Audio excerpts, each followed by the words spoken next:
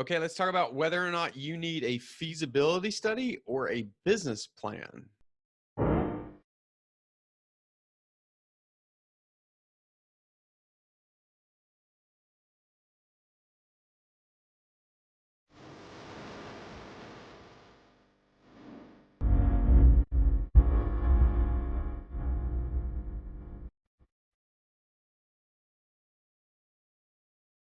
Hi, everyone. Hope you're doing good today and early morning to you from my end. It's a little dark outside, or still the sun's coming up. So it's going to be a good day. Today, I want to talk to you about the concept of whether or not you need a feasibility study or a business plan. And like many of the episodes that I record for you, this one comes from a question from a client. So we were talking about the stage of business that they were in and the various types of documents that can be used as part of the planning process for a new venture or even sometimes an existing venture. Now, many of these documents can be beneficial for a wide variety of companies, but typically when you're in ideation stage of a startup, you really want to focus on what would be called a business model canvas or a lean model canvas, those types of documents that are not too in depth because you're just fleshing out the idea, fleshing out the various aspects of the business model behind that idea. But other established businesses tend to benefit from more in-depth documentation like business plans. Both, however, early stage companies and existing companies can benefit from a feasibility study. So let's talk about quickly the differences between the two. Now, they are used for distinct purposes. A business plan, in my professional experience and opinion, is used for a couple of different reasons, and it's going to be the next video I'm going to do for you on Thursday, those two different reasons. But in general, a business plan is used to explain the company's business model to either internal or external stakeholders. So people internally or externally who have a stake or an interest in how the business performs. That can even include externally stakeholders that are customers because they have an interest in how your business model is going to operate.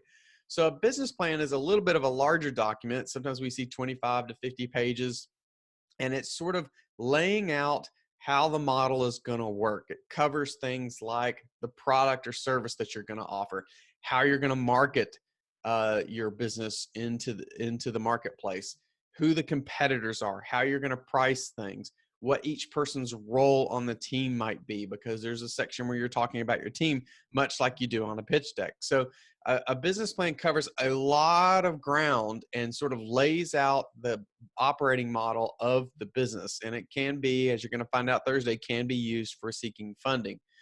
So a feasibility study is a little bit different. It does cover some of those same topics, but it's more for the intent of discovering or researching the viability of the business itself. So the easiest way for you to think about the difference between a feasibility study and a business plan is that the business plan tells you the how of your business model, how it's going to do things, how it's going to market itself, what products it's going to offer, those kinds of things.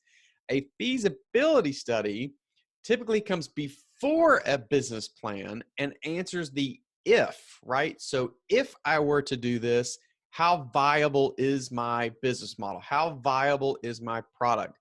How viable is it that I will compete against the incumbents that are out in the marketplace? So with clients, I like to do feasibility studies much earlier. And the good news is, again, chunks of that feasibility study, that research that's prepared, can be inserted into the business plan. So you're not duplicating all of your effort.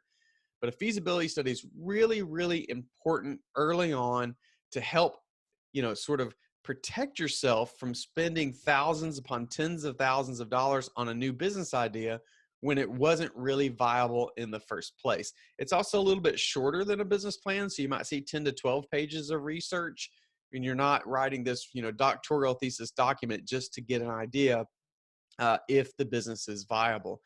Now, the other part of a feasibility study is thinking through, should you prepare one yourself? And by all means, you should be involved in the research that occurs behind the viability of the business. But I do recommend that you have someone else, a professional who understands market research, prepare your feasibility study for you. And there's one key reason for that. The key reason is when you're doing it yourself, no matter how practiced you are or how disciplined you are, some of your own bias is going to creep in to what you're seeing when you do that research. So I do recommend you paying someone to do your feasibility study research for you.